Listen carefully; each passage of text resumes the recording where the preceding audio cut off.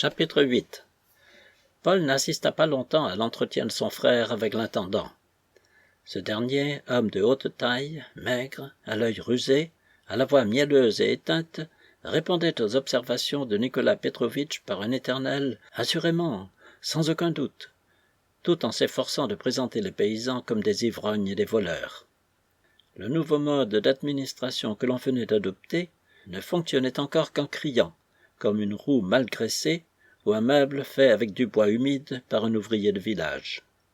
Cela ne décourageait nullement Kirsanov, mais il soupirait et demeurait souvent pensif.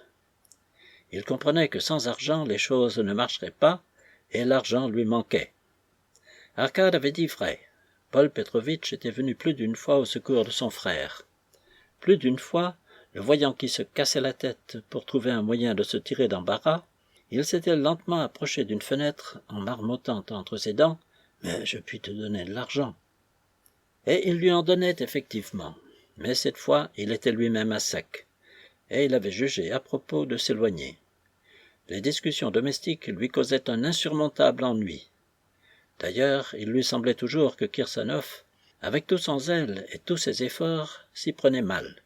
Mais il lui eût été impossible de montrer lui-même ce qu'il y avait à faire. « Mon frère manque d'expérience, se disait-il, on le trompe. » Kirsanov avait au contraire une très haute idée de l'esprit pratique de Paul, et toujours il lui demandait conseil. « Je suis un homme faible, irrésolu. J'ai passé ma vie loin du monde, avait-il coutume de dire, tandis que toi, qui as longtemps vécu dans ce milieu-là, tu connais bien les hommes. Tu as un regard d'aigle. » Au lieu de lui répondre, Paul se détournait. Mais il ne cherchait point à détromper son frère. Laissant Kirsanov dans son cabinet, il suivit le corridor qui traversait la maison, et, arrivé devant une petite porte, il s'arrêta, parut hésiter un moment, se tira la moustache et frappa légèrement. « Qui est là » dit Fenitchka. « Entrez » ?»« C'est moi, » répondit Paul, et il ouvrit la porte. Fenitchka sauta de la chaise sur laquelle elle se tenait assise, son enfant dans les bras. Elle remit celui-ci à une femme qui l'emporta aussitôt et arrangea précipitamment son fichu. « Pardonnez-moi, je vous ai dérangé, » lui dit Paul sans la regarder. « Je voulais simplement vous demander. Je crois que l'on envoie aujourd'hui à la ville. Faites-moi acheter du thé vert. »« Du thé vert, » répéta Fenitchka. « Combien en désirez-vous ? » ?»« Une demi-livre me suffira. »« Mais vous avez fait un changement ici, si je ne me trompe. Je parle de ces rideaux. » ajouta-t-il en jetant autour de lui un regard rapide qui effleura aussi la figure de Fenitchka, voyant qu'elle ne le comprenait pas. « Oui, Nicolas Petrovitch a bien voulu m'en faire cadeau, mais il y a déjà longtemps qu'ils sont placés. »« C'est qu'il y a longtemps que je ne suis venu vous voir. Vous êtes bien logé maintenant. »« Grâce à Nicolas Petrovitch, » dit Fenitchka à voix basse. « Vous êtes mieux ici que dans votre ancien logement au fond de la cour, » lui demanda Paul avec politesse, mais sans rien perdre de son sérieux. « Certainement, beaucoup mieux. Qui habite maintenant les pièces que vous occupiez dans l'aile ? Ce sont les blanchisseuses. »« Oh !» Paul se tut. « Il va s'en aller, » pensa Fenitchka, mais il ne s'en allait pas. Mais elle se tenait immobile et remuant légèrement les doigts. « Pourquoi avez-vous fait emporter le petit ?» dit enfin Paul. « J'aime les enfants.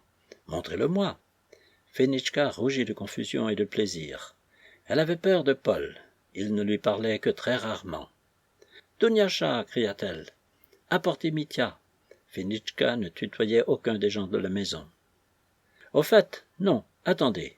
Il faut l'habiller. » Et elle se dirigea vers la pièce voisine. « C'est inutile, » lui dit Paul. « Cela ne sera pas long, » reprit Fenitchka, et elle sortit précipitamment. Resté seul, Paul se mit à regarder attentivement autour de lui. La petite chambre dans laquelle il se trouvait était très propre. On y sentait à la fois la camomille, la mélisse, la menthe, et enfin une odeur de vernis, car le plancher était nouvellement peint. Le long des murs se trouvaient des chaises dont le dos était en forme de lyre. Elles avaient été prises en Pologne par le défunt général pendant sa dernière campagne. Au fond de la pièce s'élevait un lit aux rideaux d'indienne, à côté d'un coffre cerclé de fer et dont le dessus était arrondi. Dans l'angle opposé, une lampe en cuivre brûlait devant une grande et sombre image de saint Nicolas. Un petit œuf de porcelaine attaché à un ruban rouge, passé autour de l'auréole de l'image, pendait sur la poitrine du saint. Sur l'appui des fenêtres étaient rangés des pots de confiture préparés l'année précédente et fermés avec soin. Fenichka avait écrit de sa main en gros caractères sur le papier qui les couvrait « Casis ». Kirsanov préférait ces confitures à tout autre. Du plafond descendait, attaché à une longue corde, une cage dans laquelle se voyait un serin vert à la queue écourtée. L'oiseau criait et sautait sans cesse et imprimait à la cage un balancement saccadé. Des grains de chêne vide tombaient avec un léger bruit sur le plancher. Entre les deux fenêtres, au-dessus d'une commode, pendaient au mur plusieurs photographies de Kirsanov dans différentes poses. Elles avaient été faites par un artiste de passage. À côté se voyait également une photographie de Fenichka elle-même. Une figure sans yeux et souriant d'un air contraint s'y détachait sur un fond noir. C'était là tout ce qu'on pouvait distinguer.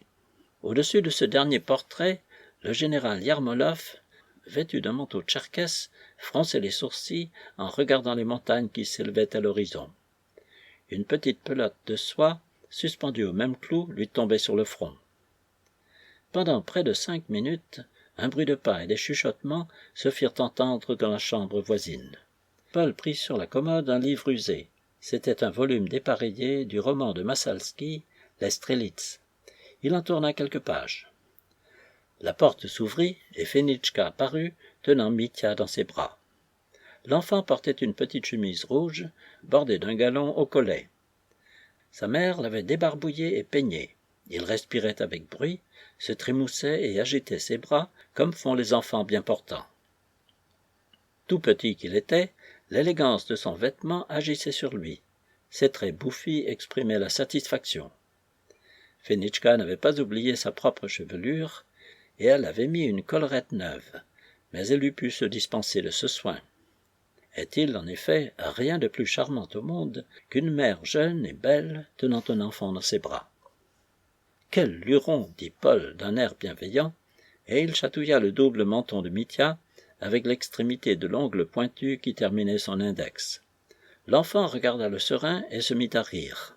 « C'est ton oncle !» dit Fenichka en baissant un peu la tête vers lui et le secouant légèrement pendant que Dunyasha mettait furtivement sur la fenêtre une pastille odorante allumée sous laquelle elle plaça une pièce de cuivre. « Combien a-t-il de mois ?» demanda Paul. « 6. Il commence son 7e le 11 de ce mois. »« N'est-ce pas son 8e ?» Fédostia Nikolaïevna se hasarda de dire Dunyasha. « Non, son 7e, j'en suis sûr. » L'enfant se mit à rire en regardant le coffre et saisit tout à coup à pleine main le nez et les lèvres de sa mère. « Petit polisson, » dit Fenichka tout en le laissant faire. « Il ressemble à mon frère, » dit Paul. « À qui pourrait-il donc ressembler si ce n'est à lui ?» pensa Fenichka. « Oui, » continua Paul, comme s'il se fût parlé à lui-même. « La ressemblance est incontestable. » Il se mit à regarder Fenichka d'un air d'attention, presque avec tristesse. « C'est ton oncle, » répéta-t-elle, mais cette fois d'une voix qu'on entendait à peine. « Tiens, Paul, et moi qui te cherchais !» s'écria tout à coup Kirsanov. Paul se retourna vivement, et ses traits se contractèrent. Mais la figure de son frère exprimait une telle expression de bonheur et de reconnaissance qu'il lui fut impossible de ne point répondre par un sourire. « Ton enfant est superbe, » dit-il en regardant sa montre. « J'étais entré ici pour parler du thé. » Paul reprit l'air indifférent qui lui était habituel et sortit immédiatement de la chambre. « Il est venu de lui-même » demanda Kirsanov à Fenichka. « Oui, il a frappé et il est entré. »« Et Arkasha, il n'est plus revenu te voir ?»« Non, peut-être serait-il mieux que je retourne dans mon ancien logement, Nicolas Petrovitch. »« Pourquoi cela ?»« Je crois que cela serait bon pour quelque temps. »« Mais non, » lui répondit Kirsanov avec hésitation. « C'est trop tard dans tous les cas. »« Bonjour, mon gros, » continua-t-il avec une subite animation. Et, se rapprochant de l'enfant, il le baisa sur la joue. Puis il se pencha davantage et appuya les lèvres sur la main avec laquelle Fenichka tenait Mitya, et qui, blanche comme du lait, se détachait sur la chemise rouge de l'enfant. « Nicolas Petrovitch, que faites-vous » murmura la jeune femme, et elle baissa les yeux. Puis elle les releva peu à peu. L'expression de ses yeux était charmante quand elle vous regardait un peu en dessous, tout en riant d'un air naïf et caressant. Voici comment Kirsanov avait fait la connaissance de Fenichka. 3 ans auparavant, il fut obligé de passer la nuit dans une petite ville de province, assez éloignée de son bien, et il y coucha à l'auberge. La propreté de la chambre qu'on lui donna et la blancheur des draps lui causèrent une agréable surprise. L'hôtesse ne serait-elle pas allemande, se demanda-t-il, mais il se trompait. C'était une Russe âgée d'une 50aine d'années, habillée avec soin, dont la figure était intelligente et douce, la parole grave. Il causa avec elle en prenant le thé, et elle lui plut beaucoup.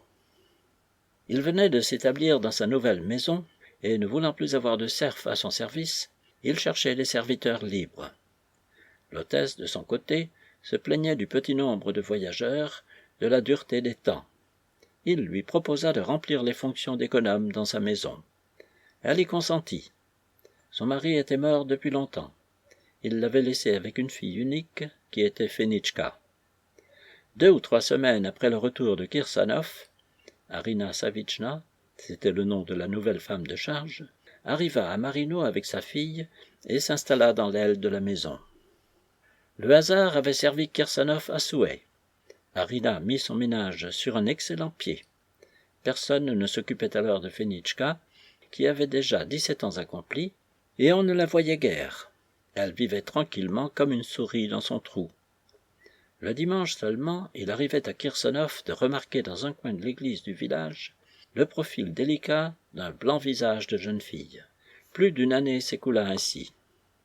Un matin, Arina entra dans le cabinet de Kirsanov et, après avoir fait un profond salut, suivant son habitude, elle lui demanda s'il ne pouvait pas indiquer un moyen de soulager sa fille, qui venait d'être atteinte à l'œil par une étincelle partie du four. Kirsanov, comme tous les propriétaires vivant sur leur terre, faisait de la médecine, et s'était même procuré une pharmacie homéopathique. Il dit à Arina de lui amener immédiatement Fenichka. Celle-ci, lorsqu'elle sut que le maître la demandait, en fut très effrayée. Pourtant, elle suivit sa mère. Kirsanov la conduisit près d'une fenêtre et lui prit la tête à 2 mains.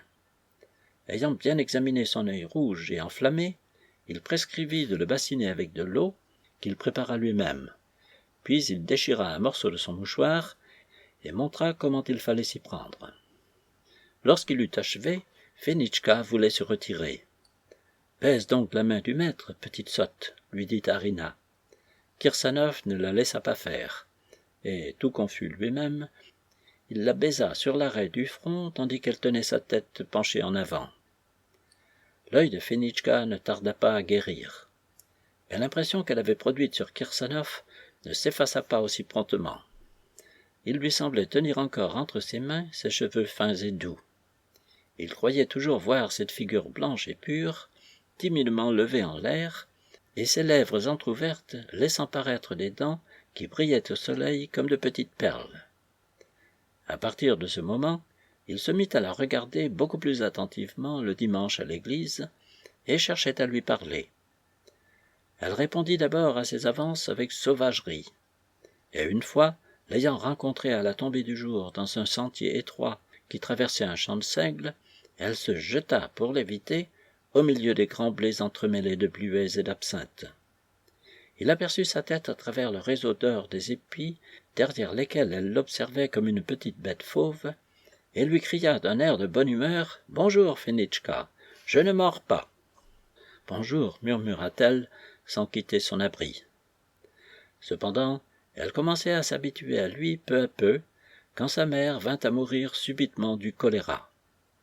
Qu'allait-elle devenir? Elle avait déjà l'esprit d'ordre et le bon sens qui distinguaient sa mère, mais elle était si seule, et Kirsanov paraissait si bon et si délicat.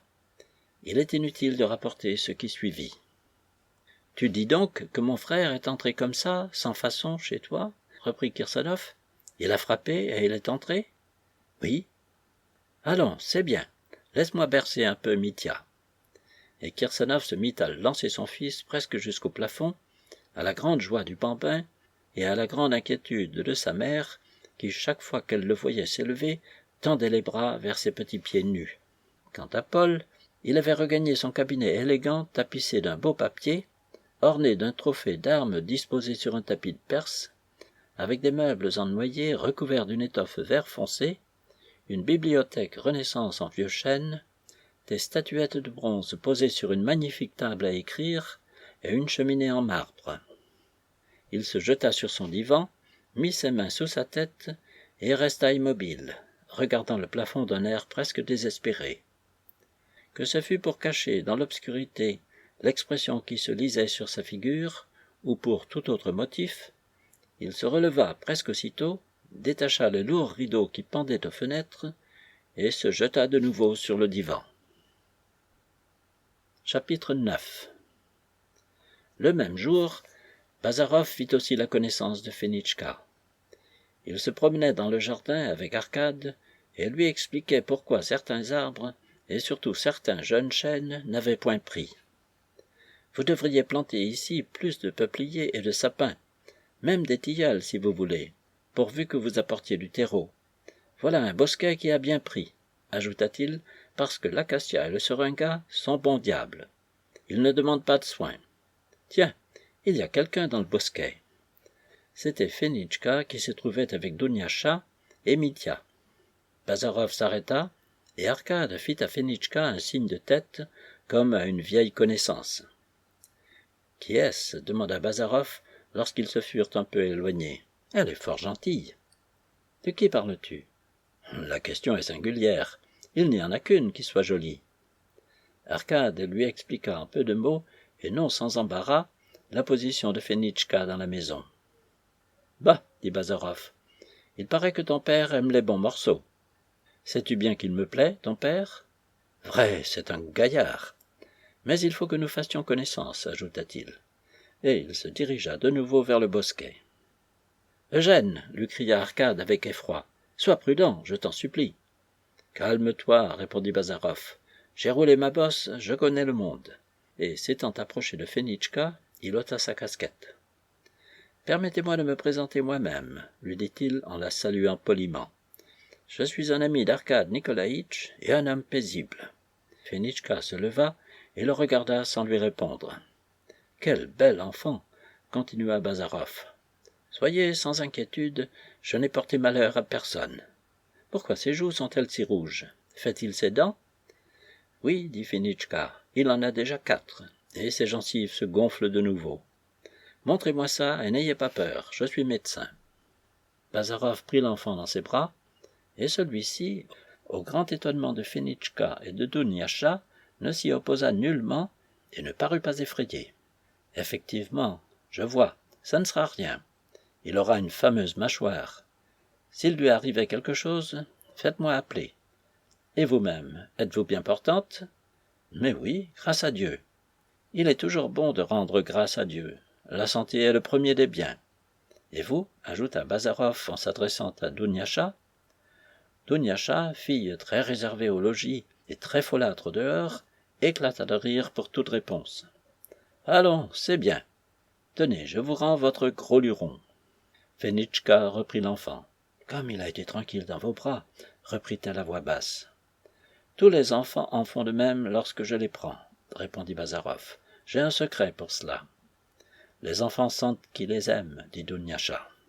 C'est vrai, ajouta Fenitchka. Mitya ne se laisse pas porter par tout le monde. Aimerait-il à être pris par moi? Demanda Arkad, qui se tenait à distance, et il entra dans le berceau. Il voulut prendre Mitya, mais celui-ci rejeta la tête en arrière et se mit à crier, à la grande confusion de Fenitchka. Il se laissera faire une autre fois, lorsqu'il sera habitué à moi, dit Arkad avec bonté. Et les deux amis s'éloignèrent. Comment m'as-tu dit qu'elle s'appelait? Demanda Bazarov. Fenitchka, Fédosia, reprit Arkad.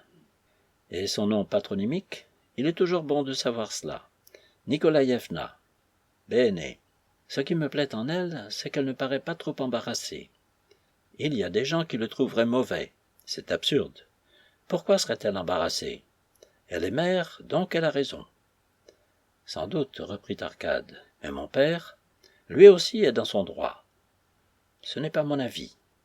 Il paraît que tu ne tiens pas à partager l'héritage. Comment n'as-tu pas honte de me supposer une pareille pensée? S'écria Arcade avec feu. Ce n'est nullement à ce point de vue que je me place pour blâmer mon père. Je trouve qu'il aurait dû l'épouser. Hé, dit Bazarov d'un ton calme, quelle grandeur d'âme! Tu prêtes encore une signification au mariage. Je ne te croyais pas de cette force-là. Les deux amis firent quelques pas sans se parler. J'ai visité attentivement vos biens, reprit Bazarov. Le bétail est en mauvais état, et les chevaux ne valent pas mieux. J'en dirais autant des bâtisses. Et les journaliers me semblent de francs paresseux. Quant à votre intendant, c'est un imbécile ou un coquin. Je n'ai pas encore d'opinion arrêtée sur son compte. Tu es bien sévère aujourd'hui, Eugène. Et vos braves paysans entortilleront ton père, j'en suis certain. Tu connais le dicton, le paysan russe est bête, mais il ne ferait qu'une bouchée du bon Dieu. Je commence à croire que mon oncle a raison, lui dit Arcade. Tu as décidément mauvaise opinion des Russes. La belle affaire. Le seul mérite du Russe, c'est qu'il a une chienne d'opinion de lui-même. Au reste, cela importe fort peu. Ce qui importe, c'est de savoir que 2 et 2 font 4. Tout le reste ne signifie absolument rien. Comment? La nature elle-même ne signifie absolument rien? Reprit Arcade, en jetant un regard rêveur sur les champs bigarrés que la lumière du soleil à son couchant éclairait d'une molle clarté. La nature aussi ne signifie absolument rien, dans le sens que tu lui prêtes en ce moment. La nature n'est pas un temple, mais un atelier, et l'homme y est un ouvrier. En ce moment, les lentes modulations d'un violoncelle frappèrent les oreilles des promeneurs. Ces sons venaient de la maison. Le musicien jouait avec sentiment, quoique d'une main peu exercée, l'attente de Schubert, et cette suave mélodie se répandait comme l'odeur du miel dans les airs. « Qu'est-ce que j'entends là » dit Bazarov d'un air surpris. « C'est mon père. »« Ton père joue du violoncelle ?»« Oui. »« Mais quel âge a-t-il donc ?»« 44 ans. » Bazarov partit d'un éclat de rire. « Pourquoi ris-tu ?»« Comment ? Un homme de 44 ans, un pater familias, joue dans le district de X du violoncelle ?» Bazarov se mit à rire de plus belle. Mais Arcade, quel que fût le respect qu'il portât à son maître, ne se sentit pas la moindre envie de l'imiter cette fois. Chapitre 10. Près de 2 semaines se passèrent ainsi. La vie des habitants de Marino s'écoulait uniformément.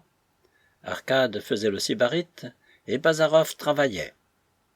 On s'était habitué à lui, à son sans-façon, à sa parole brève et brusque. Fenitchka, surtout, s'était tellement familiarisée avec lui qu'une nuit elle le fit réveiller. Mitya avait été pris de convulsions. Bazarov vint, resta près de 2 heures, tantôt riant, tantôt bâillant, et soulagea l'enfant. Mais d'un autre côté, Paul se mit à détester Bazarov de toutes les forces de son âme.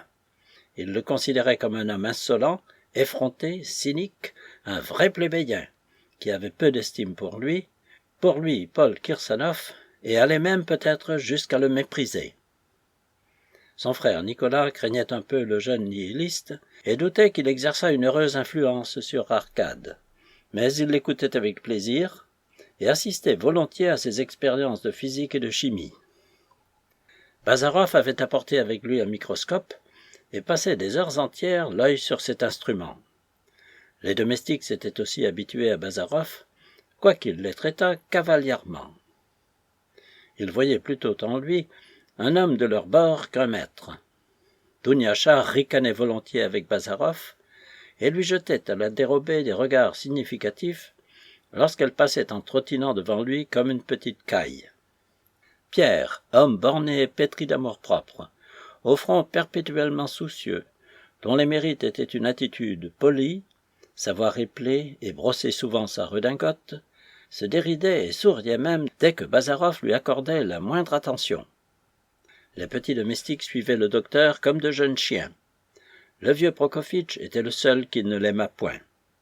Il le servait à table d'un air maussade, l'appelait écarisseur, va-nu-pied, et disait qu'avec ses longs favoris, Bazarov ressemblait à un cochon dans un buisson. Prokofitch n'était pas moins aristocrate en son genre que Paul Petrovitch lui-même. On était au commencement de juin, le plus beau mois de l'année. Le temps était magnifique. Il est vrai que le choléra approchait, mais les habitants du gouvernement de X ne le craignaient pas beaucoup. Bazarov se levait de grand matin et se rendait à 2 ou 3 verstes de la maison, non point pour se promener, il ne pouvait souffrir les promenades, mais pour ramasser des plantes et des insectes. Arcade l'accompagnait quelquefois. En revenant, il arrivait assez souvent aux 2 amis de disputer, et Arcade était ordinairement vaincu, quoiqu'il parlât beaucoup plus que son compagnon. Un jour qu'il tardait à revenir, Kirsanov alla au-devant d'eux dans le jardin. Arrivé près du bosquet, il entendit les pas précipités et la voix des jeunes gens. Il passait de l'autre côté du bosquet et ne pouvait le voir. « Tu ne connais pas mon père, » dit Arcade. Kirsanov resta immobile. « Ton père est un bon enfant, » répondit Bazarov, « mais il n'est plus bon qu'à mettre sous la remise. Il a pris sa retraite, il a fini sa chanson. » Kirsanov prêta l'oreille. Arcade se taisait. L'homme, retraité, resta encore quelques moments dans sa cachette. Puis il en sortit avec précaution et regagna le logis. « L'autre jour, je regarde ce qu'il fait. Il lisait Pouchkine, » poursuivit Bazarov. « Fais-lui comprendre, je t'en prie, que c'est absurde. Il n'est plus un jouvenceau et devrait jeter aux orties tout ce fatras. Qui s'intéresse de nos jours au romantisme, à la poésie? Donne-lui quelques bons livres à lire. »« Que pourrait-on lui donner » demanda Arcade. « On pourrait commencer par le Stoff und Kraft de Buchner, par exemple. »« J'y pensais, » reprit Arcade. « Ce livre est facile à comprendre. »« Nous voilà jugés, » dit Kirsanov le même soir à son frère, qu'il était venu trouver dans son cabinet. « Nous ne sommes plus bons qu'à être mis sous la remise. Nous avons fini notre chanson. » Après tout, Bazarov a peut-être raison. Ce qui me chagrine dans tout ceci, c'est que j'espérais précisément me rapprocher étroitement et amicalement d'Arcade, et voilà que je me trouve arriéré. Il m'a devancé, et nous ne pouvons plus nous comprendre. Comment t'aurait-il devancé, et qu'est-ce qui le distingue tant de nous autres? S'écria Paul avec impatience. C'est ce monsieur, ce nihiliste, qui lui a fourré tout cela dans la tête. Je ne peux pas souffrir ce carabin. C'est un vrai charlatan, à mon avis. Je suis sûr que malgré toutes ces grenouilles, il n'en sait pas long, même en physique. Non, mon frère, je crois que tu te trompes, lui répondit Kirsanov. Il est intelligent et instruit. Et quel amour-propre! C'est vraiment révoltant, continua Paul. Il ne manque pas d'amour-propre, j'en conviens, reprit son frère. C'est inévitable, à ce qu'il paraît. Mais voici une chose qui me passe. Je fais tout ce que je peux pour marcher avec le siècle. J'ai fait une position à mes paysans et établi une ferme sur mes terres, ce qui m'a valu d'être appelé rouge dans tout le gouvernement. Je lis, j'étudie et fais des efforts pour être au niveau des besoins du pays, et ils disent que ma chanson est finie. Après tout, il est bien possible qu'ils aient raison. Comment cela? Écoute, aujourd'hui j'étais assis à lire Pouchkine. Je venais de commencer les Bohémiens, lorsque tout à coup Arcade s'approche de moi en silence avec une sorte de compassion caressante. Il me prit doucement mon livre, comme il l'eût fait à un enfant, et le remplaça par un autre, un livre allemand. Puis il sourit et se retira en emportant Pouchkine.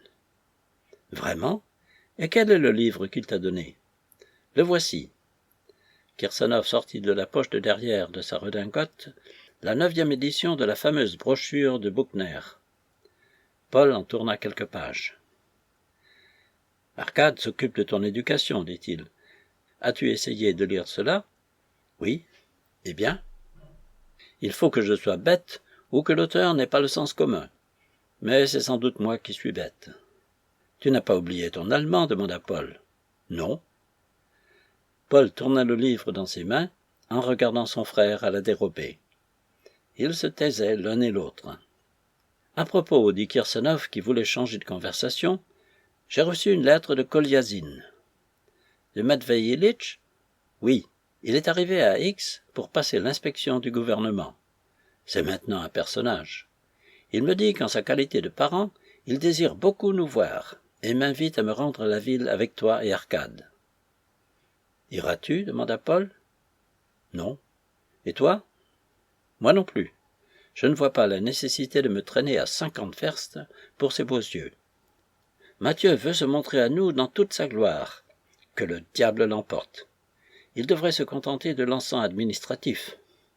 Le voilà conseiller intime. La belle affaire. Si j'avais continué à servir, à porter le collier de misère, je serais maintenant général aide de camp. D'ailleurs, nous sommes sous la remise.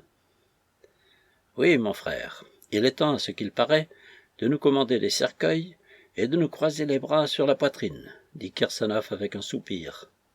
Quant à moi, je ne me rendrai pas si facilement, reprit Paul. J'aurai encore une bataille avec ce beau docteur, tu peux y compter. La bataille eut lieu le soir même, pendant que l'on prenait le thé. Paul était descendu dans le salon, déjà tout irrité et prêt au combat. Il n'attendait qu'un prétexte pour se jeter sur l'ennemi. Mais l'attente fut longue. Bazarov parlait habituellement peu en présence des deux vieux, comme il nommait les deux frères. D'ailleurs, il se sentait ce soir-là mal disposé et avalait une tasse après l'autre dans le plus complet silence. Paul était dévoré d'impatience. Il finit cependant par trouver l'occasion qu'il cherchait. On se mit à causer d'un propriétaire du voisinage. « C'est un cornichon, un méchant aristocrate », dit paisiblement Bazarov, qu'il avait connu à Pétersbourg. « Permettez-moi de vous demander, lui dit Paul, dont les lèvres tremblaient, si les mots de cornichon et d'aristocrate sont, suivant vous, synonymes. »« J'ai dit méchant aristocrate, » répondit Bazarov en aspirant négligemment son thé. « C'est vrai, mais je suppose que vous mettez les aristocrates et les méchants aristocrates sur le même pied. Je crois devoir vous prévenir que telle n'est pas mon opinion. J'ose dire que je suis généralement reconnu pour un homme libéral et aimant le progrès. Mais c'est précisément pour cela que j'estime les aristocrates, les véritables aristocrates. Rappelez-vous, mon cher monsieur, Bazarov leva les yeux sur Paul, rappelez-vous, mon cher monsieur, répéta-t-il avec hauteur, les aristocrates anglais. Ils ne cèdent pas un iota de leurs droits et n'en respectent pas moins les droits des autres. Ils exigent ce qui est leur dû et ne manquent jamais eux-mêmes à ce qu'ils doivent aux autres. L'aristocratie a donné la liberté à l'Angleterre et elle en est le plus ferme appui. « C'est une vieille chanson que nous avons souvent entendue, » répondit Bazarov. « Mais que prétendez-vous prouver par cela ?»« Je prétends prouver par ça, mon cher monsieur. » Paul, lorsqu'il se mettait en colère, employait certaines locutions familières, quoiqu'il sût fort bien qu'elles étaient défectueuses. Cette habitude remonte au règne de l'empereur Alexandre. Les grands seigneurs de l'époque, lorsqu'il leur arrivait de parler leur langue maternelle, affectaient une prononciation vicieuse, comme pour donner à entendre qu'en leur qualité de grands seigneurs, il leur était permis de dédaigner les règles de la grammaire imposées aux écoliers. Je prétends prouver par ça que sans la conscience de sa propre dignité, sans le respect de soi-même, et ces sentiments sont familiers à l'aristocratie, il ne saurait exister de solides fondements pour le bien public, l'édifice public. L'individu, la personnalité, mon cher monsieur, voilà l'essentiel. La personnalité humaine doit être résistante comme un roc, car tout repose sur cette base. Je sais fort bien que vous trouvez risibles mes manières, mon costume, jusqu'à mes habitudes de propreté. Mais tout cela découle du respect de soi-même. Du sentiment du devoir, oui, monsieur, du devoir. J'habite le fond de la province, mais je ne m'abandonne pas pour cela, je respecte l'homme en ma personne. Permettez, Paul Petrovitch, lui répondit Bazarov, vous dites que vous vous respectez, et vous restez assis les bras croisés. Quel avantage cela procure-t-il au bien public? Vous ne vous respecteriez pas, que vous n'agiriez pas autrement. Paul Petrovitch pâlit. C'est une toute autre question, reprit-il. Il ne me convient nullement de vous expliquer maintenant pourquoi je reste les bras croisés, comme vous voulez bien le dire. Je voulais me borner à vous rappeler que l'aristocratie repose sur un principe, et que les hommes immoraux ou sans aucune valeur sont les seuls qui puissent vivre de nos jours sans principe. Je le disais à Arcade le lendemain de son arrivée, et je ne fais que vous le répéter aujourd'hui. N'est-ce pas vrai, Nicolas Petrovitch ? Kirsanov fit de la tête un signe d'assentiment. Aristocratie, libéralisme, principe, progrès, répétait en attendant Bazarov. Que de mots étrangers à notre langue, et parfaitement inutiles. Un vrai Russe n'en voudrait pas pour rien. Que lui faut-il donc, suivant vous ? À vous entendre, nous sommes en dehors de l'humanité, en dehors de ses lois. C'est un peu fort. La logique de l'histoire exige... Qu'avons-nous besoin de cette logique-là ? Nous pouvons fort bien nous en passer. Comment ? Ah, voici. Je pense que vous vous passez fort bien de logique pour porter un morceau de pain à votre bouche lorsque vous avez faim. À quoi bon toutes ces abstractions ? Paul leva les mains. Je ne comprends plus du tout, dit-il. Vous insultez le peuple russe. Je ne comprends pas que l'on puisse ne pas reconnaître des principes, des règles. Qu'est-ce qui vous dirige donc dans la vie ? Je vous ai déjà dit, mon oncle, reprit Arcade, que nous ne reconnaissons aucune autorité. Nous agissons en vue de ce que nous reconnaissons pour utile, ajouta Bazarov. Aujourd'hui, il nous paraît utile de nier, et nous nions. Tout ? Absolument tout. Comment ? Non seulement l'art, la poésie, mais encore, j'hésite à le dire, tout, répéta Bazarov avec une inexprimable tranquillité. Paul le regarda fixement. Il ne s'attendait pas à cette réponse. Arcade rougit de plaisir. « Permettez, dit Kirsanov, vous niez tout, ou, pour parler plus exactement, vous détruisez tout. Cependant, il faut aussi rebâtir. Cela ne nous regarde pas. Il faut avant tout déblayer la place. La condition actuelle du peuple l'exige, ajouta Arcade d'un air grave. Nous devons remplir ce devoir. Nous n'avons pas le droit de nous abandonner aux satisfactions de l'égoïsme personnel. Cette dernière phrase déplut à Bazarov. Elle sentait la philosophie, c'est-à-dire le romantisme, car il donnait ce nom aussi à la philosophie. Mais il ne jugea pas à propos de contredire son jeune élève. « Non, non, s'écria Paul dans un élan subit. Je ne veux pas croire que vous autres, messieurs, vous ayez une juste opinion du peuple russe, que vous exprimiez ce qu'il demande, ses vœux secrets. Non, le peuple russe n'est pas tel que vous le représentez. Il a un saint respect pour la tradition. Il est patriarcal. Il ne peut vivre sans foi. » « Je n'essaierai pas de vous contredire, reprit Bazarov. Je suis même prêt à reconnaître que vous avez raison cette fois. Mais si j'ai raison, mais cela ne prouve absolument rien.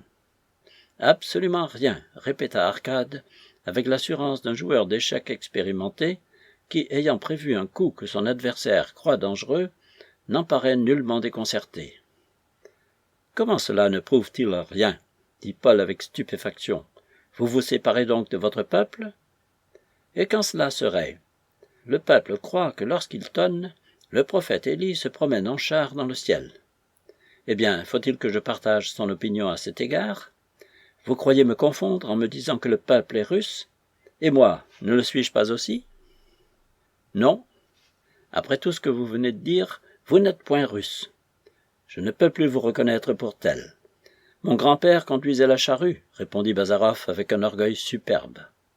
Demandez au premier venu de vos paysans, dans lequel de nous deux, de vous ou de moi, il reconnaît plus volontiers son concitoyen. Vous ne savez même pas parler avec lui. Et vous, qui savez parler avec lui, vous le méprisez. Pourquoi pas, s'il le mérite ? Vous blâmez la direction de mes idées, mais qui vous dit qu'elle est accidentelle ? Qu'elle n'est point déterminée par l'esprit général de ce peuple que vous défendez si bien. Allons donc, les nihilistes sont bien nécessaires. Qu'ils le soient ou non, ce n'est pas à nous à le décider. Ne vous supposez-vous pas aussi bon en quelque chose ? Messieurs, messieurs, point de personnalité, s'écria Kirsanov en se levant. Paul sourit, et posant la main sur l'épaule de son frère, il le força à se rasseoir. « Sois tranquille, lui dit-il, je ne m'oublierai pas. précisément en raison de ce sentiment de dignité que persifle si vivement monsieur. « Monsieur le docteur, permettez, continua-t-il en s'adressant de nouveau à Bazarov. Vous croyez peut-être que votre manière de voir est nouvelle. C'est une erreur. Le matérialisme que vous professez a déjà été en honneur plus d'une fois, et s'est toujours montré insuffisant. Encore un mot étranger, reprit Bazarov. Il commençait à devenir aigre, et sa figure avait pris une teinte cuivrée, peu agréable à voir. D'abord, je vous dirai que nous ne prêchons pas. Ce n'est pas dans nos habitudes. Que faites-vous donc? Je vais vous le dire. Nous avons commencé par appeler l'attention sur les employés concussionnaires, sur le manque de routes, sur l'absence de commerce, sur la manière dont on rend la justice. Oui, vous êtes des dénonciateurs, des divulgateurs. C'est le nom que l'on vous donne, si je ne me trompe. Je suis d'accord avec vous sur un grand nombre de vos critiques, mais...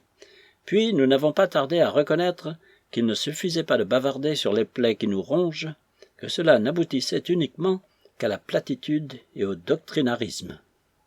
Nous nous aperçûmes que nos hommes avancés, nos divulgateurs, ne valaient absolument rien, que nous nous occupions de sottises, telles que l'art pour l'art, la puissance créatrice qui s'ignore elle-même, le parlementarisme, la nécessité des avocats et 1000 autres sornettes, tandis qu'il faudrait penser à notre pain quotidien, tandis que la superstition la plus crasse nous étouffe, tandis que toutes nos sociétés par action font banqueroute, et cela uniquement parce qu'il y a disette d'honnêtes gens, tandis que la liberté des serfs elle-même, dont s'occupe tant le gouvernement, ne produira peut-être rien de bon, parce que notre paysan est prêt à se voler lui-même pour aller boire des drogues empoisonnées dans les cabarets. Bien, reprit Paul, très bien. Vous avez découvert tout cela, et ne vous en êtes pas moins décidé à ne rien entreprendre de sérieux. Oui, nous y sommes décidés, répéta Bazarov d'un ton brusque. Il se reprocha tout à coup d'en avoir tant dit devant ce gentilhomme. Et vous vous bornez à injurier? Nous injurions au besoin. Et c'est là ce qu'on nomme nihilisme? C'est ce que l'on nomme nihilisme, répéta Bazarov, mais cette fois d'un ton particulièrement provoquant. Paul cligna un peu les yeux. « À la bonne heure, dit-il, avec un calme forcé qui avait quelque chose d'étrange. Le nihilisme doit remédier à tout, et vous êtes nos sauveurs et nos héros. À merveille. Mais pourquoi insultez-vous tant les autres, ceux que vous appelez les bavards? Ne bavardez-vous pas comme eux? Allons donc. Si nous avons un reproche à nous faire, ce n'est pas celui-là, répondit Bazarov entre ses dents. Comment? Est-ce que vous auriez la prétention d'agir, ou seulement de vous préparer à l'action? Bazarov resta silencieux. Paul tressaillit, mais il se calma presque aussitôt. Agir, détruire, reprit-il. Mais comment peut-on détruire sans savoir même pourquoi on détruit? Nous détruisons parce que nous sommes une force, dit gravement Arcade. Paul jeta les yeux sur son neveu et sourit. Oui, la force n'a point de compte à rendre, ajouta Arcade en se redressant. Le malheureux, s'écria Paul, hors d'état de se contenir plus longtemps. Si tu voulais te rendre compte seulement de ce que tu soutiens en Russie avec ta ridicule sentence. C'est vraiment par trop fort. Il faudrait avoir la patience d'un ange pour supporter tout cela. La force. Le sauvage kalmouk et le mongol n'en manquent pas non plus. Mais à quoi peut-elle nous servir? Ce qui doit nous être précieux, c'est la civilisation. Oui, mes chers messieurs, les fruits de la civilisation. Et ne me dites pas que ces fruits sont insignifiants. Le dernier barbouilleur d'enseigne, le misérable joueur de polka et de valse, auquel on donne 5 kopecks par soirée, sont plus utiles que vous, parce qu'ils sont des représentants de la civilisation et non point de la force grossière des Mongols. Vous vous croyez des hommes avancés, et votre place serait dans une kibitka de kalmouk. La force. Rappelez-vous donc, messieurs les forts, que vous êtes une douzaine en tout, tandis que les autres se comptent par myriades, par millions, et ne vous permettront pas de fouler aux pieds leurs plus saintes croyances. Ils vous écraseront. S'ils nous écrasent, nous y passerons, reprit Bazarov. Mais vous êtes loin du compte. Nous sommes plus nombreux que vous ne le supposez. Comment? Vous croyez sérieusement que vous pouvez mettre à la raison le peuple entier? Vous devez savoir qu'une chandelle d'1 sou a suffi pour brûler toute la ville de Moscou, répondit Bazarov. C'est ça. D'abord une fierté presque satanique, ensuite l'ironie de mauvais goût. Voilà ce qui entraîne la jeunesse. Voilà ce qui séduit les cœurs inexpérimentés de ces gamins. Tenez, en voici un qui se tient à vos côtés. Il est presque en extase devant vous. Arcade se détourna et fronça les sourcils. Et cette contagion s'est déjà étendue au loin. On m'assure qu'à Rome, nos peintres ne mettent plus le pied au Vatican. Ils traitent Raphaël d'imbécile parce qu'il fait autorité, comme ils le disent. Et ceux qui s'expriment ainsi sont l'impuissance en personne. Leur imagination ne dépasse pas la jeune fille à la fontaine. Ils ont beau faire, leurs efforts ne vont pas au-delà. Et notez que cette peinture même est détestable. Cependant, vous avez ces gaillards-là en grande estime, n'est-ce pas? Quant à moi, répondit Bazarov, je ne donnerai pas 2 sous de Raphaël, et je pense qu'ils ne valent pas mieux que lui. Bravo. Entends-tu, Arcade? Voilà comment les jeunes gens contemporains doivent s'exprimer. Oh, je comprends à merveille qu'ils se pressent sur vos pas. Autrefois, ils sentaient la nécessité de s'instruire. Ne se souciant pas de passer pour des ignorants, ils étaient bien forcés de travailler. Maintenant, ils peuvent se contenter de dire « Tout n'est que fatras et sottises dans ce monde, et le tour est joué ». Ils ont bien raison de se réjouir. Jadis, ils n'étaient que des nigauds, les voilà d'emblée à cette heure transformés en nihilistes. Il me semble que vous oubliez le sentiment de dignité personnelle dont vous faites tant de cas, répondit flegmatiquement Bazarov, tandis que l'indignation colorait le front et animait les yeux de son ami. Notre discussion nous a entraînés beaucoup trop loin, et je crois que nous ferions bien d'en rester là. Je serai d'accord avec vous, ajouta-t-il en se levant, lorsque vous m'aurez indiqué dans notre société une seule institution, pas davantage, qui ne mérite pas d'être complètement et impitoyablement abolie. Je pourrais vous en citer 1 million, s'écria Paul. 1 million. Tenez, la Commune, par exemple. Un froid sourire contracta les lèvres de Bazarov. Quant à la Commune, répondit-il, vous feriez mieux d'en parler avec votre frère. Je suppose qu'il doit savoir à quoi s'en tenir maintenant sur la Commune, la solidarité des paysans entre eux, leur tempérance, et beaucoup d'autres plaisanteries du même genre. Et la famille, telle que nous la trouvons chez nos cultivateurs, s'écria Paul Petrovitch. C'est encore là une question que vous feriez bien, à mon avis, de ne point approfondir. Suivez mon conseil, Paul Petrovitch, donnez-vous 2 ou 3 jours de réflexion. Vous ne trouverez rien sur le moment. Passez en revue toutes nos classes l'une après l'autre et réfléchissez-y bien. Pendant ce temps, Arcade et moi, nous tournerons tout en dérision, reprit Paul Petrovitch. Non, nous nous occuperons à disséquer les grenouilles. Allons, Arcade. Au revoir, messieurs. Les 2 amis sortirent. Paul et son frère restèrent seuls et se bornèrent, durant les premiers instants, à échanger en silence quelques regards. Voilà donc, dit enfin Paul, où en est notre jeunesse. Voilà nos successeurs. Nos successeurs, répéta Kirsanov avec un profond soupir. Il était demeuré tout le temps de cette discussion comme sur des charbons ardents, et s'était contenté de jeter de temps en temps un coup d'œil mélancolique sur Arcade. Sais-tu bien, mon frère, le souvenir que cela me rappelle? Je me disputais un soir avec feu notre mère. Elle criait et ne voulait pas m'écouter. Je finis par lui dire « Vous ne pouvez pas comprendre, nous appartenons à 2 générations différentes. » Ces paroles la blessèrent extrêmement. Mais je me dis, qu'y faire? La pilule est amère, il faut pourtant l'avaler. À notre tour maintenant, nos successeurs peuvent nous dire aussi, vous n'êtes point de notre génération, avalez la pilule. Tu es par trop modeste et bienveillant, répondit Paul. Je suis persuadé au contraire que nous sommes beaucoup plus dans le vrai que tous ces petits messieurs.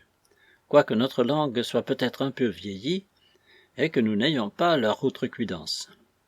Avec cela, ils seront si affectés qu'on leur demande à table « Voulez-vous du vin blanc ou du rouge ?»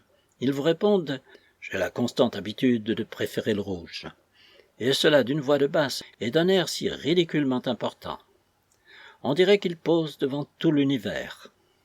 « Vous ne souhaitez plus de thé ?» dit Fenichka en entr'ouvrant la porte. Elle avait craint d'entrer dans le salon pendant la discussion. « Non, tu peux faire emporter le samovar, » répondit Kirsanov, et il se leva pour aller au-devant d'elle. Paul lui dit brusquement bonsoir, et il se dirigea vers son cabinet.